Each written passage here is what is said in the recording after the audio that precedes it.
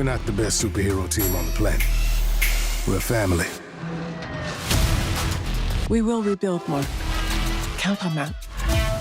Your people must need your strength. I'm sure they got it covered. And like any family, we're all messed up in our own unique way. We go around saving lives while ruining them at the same time. Behold! Omnipotence! Tremble before my unlimited power! No. How did a mere moment on Earth turn you into a weak, sentimental traitor? Answer me! He told you we were too powerful. I guess we're all... Mark, I need you to go to space again. What? I just got back. We got a ship full of those Sequid things coming in hot. If they get their tentacles on Earth, they'll be pulling our strings forever. What's the occasion for such a fine suit? I'm visiting an old friend. Your family's legacy is blood. It is good to be home. Die fast, assholes! My pizza's getting cold. This is over.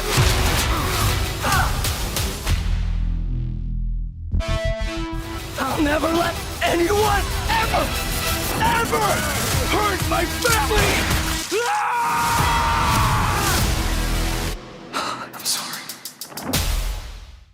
Welcome back, everyone. It's Charlie. There's a brand new Invincible Season 2, Episode 5 through Episode 8 trailer. It's basically like everything from the rest of the season. There's a bunch of Easter eggs and references, a bunch of big characters from the comics that are showing up, so we'll break it all down. And yes, a lot of people wondering if that one character at the end of the trailer that shows up is the character that everyone's thinking of. Yes, that is definitely her.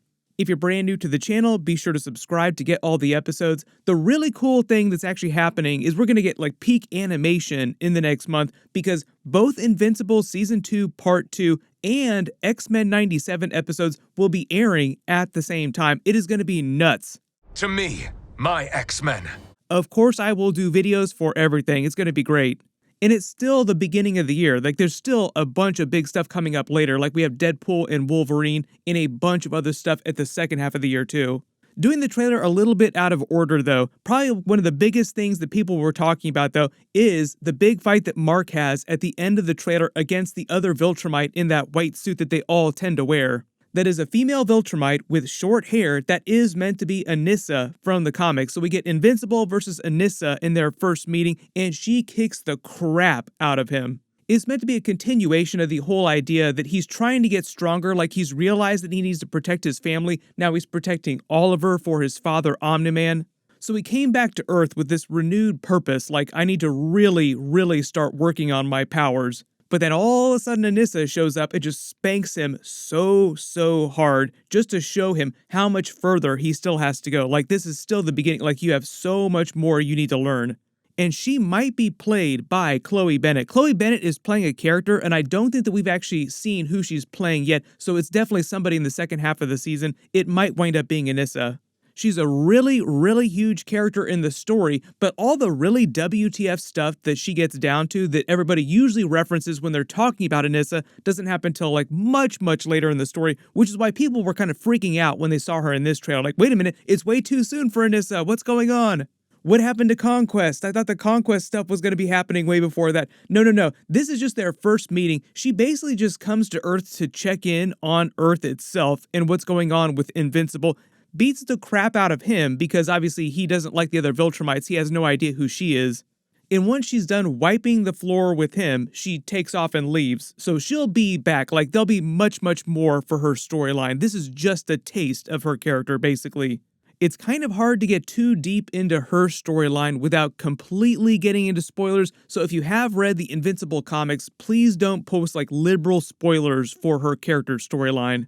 The entire Invincible comic book is out there for you to read, like it finished a long time ago. So if you do want to read ahead, you can actually go do that right now, though. Early trigger warning for the Anissa storyline, it's super messed up. It's going to be crazy to see how they adapt that on the TV show. I don't think that they can skip that on the TV show, so I think they'll have to find some way to do that. Probably one of the other biggest WTF moments during the trailer is the very end of the trailer where Invincible shows up wearing his brand new comic book suit, the blue suit from the comics, basically. A lot of people wondering if this was the main version or if this was from an alternate universe. No, this is meant to be the main version of Mark. They've been teasing his brand new costume in all the intro logos during the first half of season 2. Each time when you see the blue breaking out from beneath the yellow logo, that's meant to be a teaser for his brand new comic book suit, and now we're just finally seeing it at the end of this trailer. It's also made by Art, like all of the other superhero suits for the most part. Next big really WTF thing is that Omni-Man is back inside the Viltrumite prison being interrogated by General Kregg, who's also voiced by Clancy Brown. I think part of the idea here is this is just meant to be a teaser for what it looks like inside the Viltrumites prison. Like this is just a taste for his storyline because there's a lot that goes on inside that prison. I think it's just meant to be this moment from the comics where basically Kregg is trying to find out what caused Omni-Man to quit or to fail his mission, what turned him soft per their standards. They kind of alluded to this during the first half of the season when Invincible had his big reunion with Omni-Man. The whole idea is that it was actually the influence of his mother on Omni-Man. Like he started to fall in love with her and caused him to see that there was a better way. So apparently in other universes that isn't the case, which is why all the other versions of Earth and other universes wind up having very, very dark endings. This will actually get into the Angstrom Levy storyline too and the whole Invincible War storyline that they'll do in future seasons. They kind of teased this during the first couple of episodes when they introduced Angstrom Levy's character and he was talking to the Maulers about what the other universes inside the multiverse were like. Like, oh, it's actually very, very different because in all these other universes, Invincible usually turns evil, sides with his father, and they wind up taking over the planet. That's why they showed us that other Earth where they actually did that. The whole idea is that this main version of Invincible is meant to be unique in the multiverse and that he sided against the Viltrumites and he wants to get rid of them. And I think part of the idea they tried to set up, they tried to establish this throughout the first half of the season, is that it was all because of the positive influence of his mother. And that whole positive influence also rubbed off on Omni-Man, which is what caused him to turn good. So a big part of Invincible obviously is about the Invincible character because that's what the series is called, but it's also meant to be about the redemption of Omni-Man. So this is just like a continuation of that storyline. We saw a little bit of that during the first half of season 2. So I think when they show him inside the Viltrumite prison, they'll just tease some of the other major characters, quote unquote, that are also held prisoner there, like Battle Beast, for instance.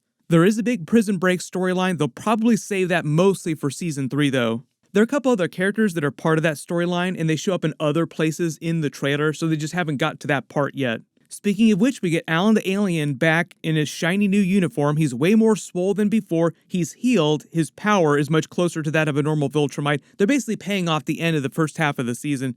Thetis unplugged his machine, so they were also kind of teasing the secret history behind Thetis' character too.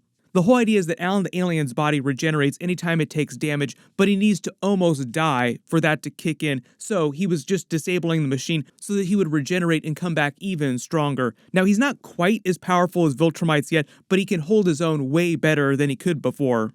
But the idea is that theoretically, this could keep happening to Alan the Alien. Like, if he almost got killed again, like he kind of died, he would also come back even stronger. Like, he could just keep doing that over and over again. But, big but, it would hurt a lot and he would have to die for it to happen. There are a couple other stills that they released with the trailer too, and you actually see him at what looks like Mark's college. So it looks like he visits Mark, like, oh hey, by the way, I'm alive. I'm doing great.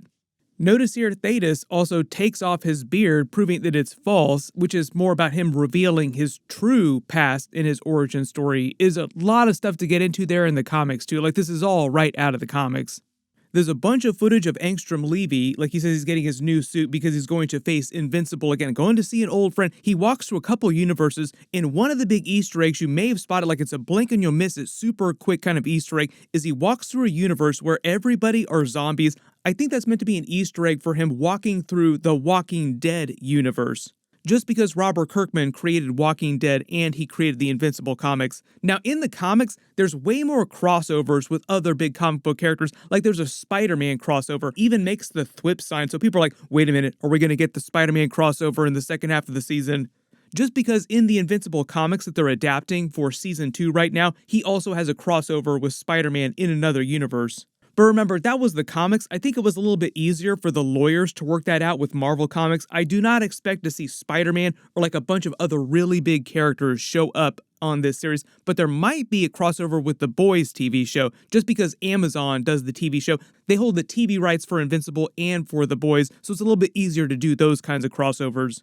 But part of the idea is that Angstrom Levy is hyping up a big final battle with Invincible where he intends on killing him, but it's not their actual final battle. Even though it becomes this big WTF moment, I don't want to get too deep into that because it's kind of spoilery, but there is big storyline, like a really big event that happens called the Invincible War with Angstrom Levy later in the comics. Maybe there'll be a teaser for that at the very end of Season 2. We finally see them pay off the Space Racer Easter egg from the first half of the season with his special gun. That was all about Omni-Man's books that he wrote about encountering all these other super powerful beings across the universe that could help them fight the Viltrumites. Space Racer is meant to be a parody of Lobo in DC Comics, like his gun is also a bit of a parody of Thor's hammer too, because only he can fire it. But the gun itself is so powerful that it can shoot bullets through anything, including kill Viltrumites, which is why he's so important.